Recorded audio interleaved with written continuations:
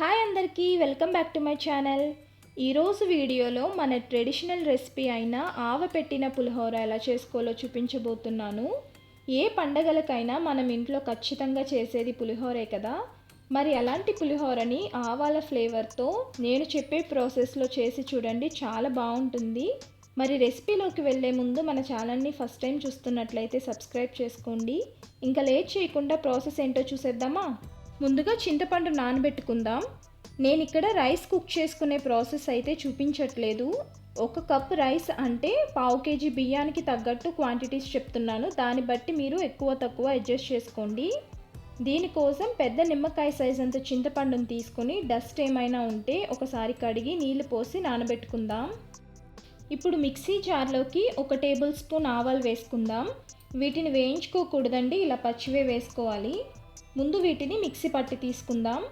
చూసారు కదా, ఇలా మెత్తని పొడిలా మిక్సీ పట్టి తీసుకోవాలి. ఆవాలు గ్రైండ్ చేసుకున్న తర్వాత 1 ఇంచు అల్లాన్ని కూడా వేసుకొని మళ్ళీ ఒకసారి గ్రైండ్ చేసి తీసుకుందాం. చూడండి, ఈ విధంగా గ్రైండ్ చేసి పక్కన పెట్టేసుకోండి. ఇప్పుడు మనం ముందుగా నానబెట్టుకున్న చింతపండుని ఎక్కువ వాటర్ వేయకుండా చిక్కటి గుజ్జును తీసుకోవాలి. చింతపండు త్వరగా నానాలంటే మనం ముందు నానబెట్టుకునేటప్పుడు వేడి నీళ్ళు వేసుకుంటే త్వరగా నానిపోతుంది. ఇలా చిక్కటి గుజ్జుని తీసుకున్న తర్వాత దీన్ని ఒక కడాయిలోకి వేసుకోండి. అలానే ఇందులో 1/2 స్పూన్ పసుపు, 1 స్పూన్ పల్లి నూనె వేసుకొని స్టవ్ ఆన్ చేసి ఈ కడాయిని స్టవ్ మీద పెట్టుకోండి. ఇది ఒకసారి కలిపి మీడియం ఫ్లేమ్లో దగ్గర పడేంత వరకు ఉడికించాలి. ఇందులో కావాలంటే కొద్దిగా బెల్లం కూడా వేసుకోవచ్చు, కానీ నేను వేయట్లేదు. చూడండి, 5-6 నిమిషాలు ఉడికించుకుంటే ఆయిల్ సెపరేట్ అయ్యి చింతపండు గుజ్జంతా ఇలా దగ్గర పడింది కదా.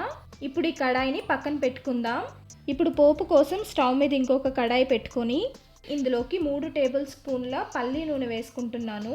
నూనె కాగిన తర్వాత 1 స్పూన్ ఆవాలు, 1/2 స్పూన్ జీలకర్ర, 1 స్పూన్ పచ్చిశనగపప్పు, 1 స్పూన్ మినప్పప్పు, 1/2 కప్పు పల్లీలు, 3 పచ్చిమిర్చిని మధ్యలో ఘాట్లు పెట్టి వేసుకోండి. అలానే కొద్దిగా జీడిపప్పు, 1/2 స్పూన్ ఇంగువ, కొద్దిగా అల్లం ముక్కలు కూడా వేసుకున్నాను, అది క్లిప్పింగ్ మిస్ అయింది. వీటన్నిటిని బాగా వేగనివ్వాలి. ఇవి ఎర్రగా వేగిన తర్వాత 3 ఎండుమిరపకాయలు ఇలా తుంచి వేసుకుందాం. అలానే 2 రెమ్మల కరివేపాకు కూడా వేసుకొని ఇవన్నీ వేగిన తర్వాత స్టవ్ ఆఫ్ చేసేసి పక్కన పెట్టుకోండి.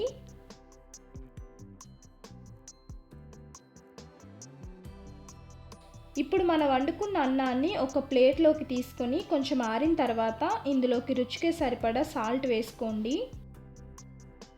అలానే ముందుగా గ్రైండ్ చేసుకున్న ఆవాల పొడి ఉంది కదా, దాన్ని కూడా వేసుకొని అలానే 1 రెమ్మ కరివేపాకు వేసి ఒకసారి అంతా కలుపుకుందాం. ఇలా ముందు అన్నంలో ఆవపిండి కరివేపాకు వేసి మిక్స్ చేసుకున్న తర్వాత ఇప్పుడు ఉడికించిన చింతపండు గుజ్జుని అలానే వేయించి పెట్టుకున్న పోపును కూడా ఇందులో వేసుకోండి. ఇప్పుడు అంతా కలిసేలా బాగా ఒకసారి కలుపుకుందాం.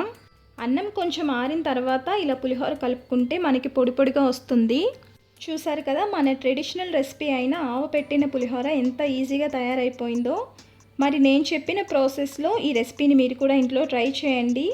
మీరు ట్రై చేసిన తర్వాత రెసిపీ ఎలా వచ్చిందో మీ ఫీడ్బ్యాక్ని తప్పకుండా కామెంట్స్లో షేర్ చేయండి. మరి వీడియో నచ్చితే లైక్ చేసి మీ ఫ్యామిలీ ఫ్రెండ్స్ కూడా షేర్ చేయండి. ఇలాంటి మంచి రెసిపీస్ కోసం మన ఛానల్ని సబ్స్క్రైబ్ చేసుకోవడం మర్చిపోవద్దు. Thank you for watching.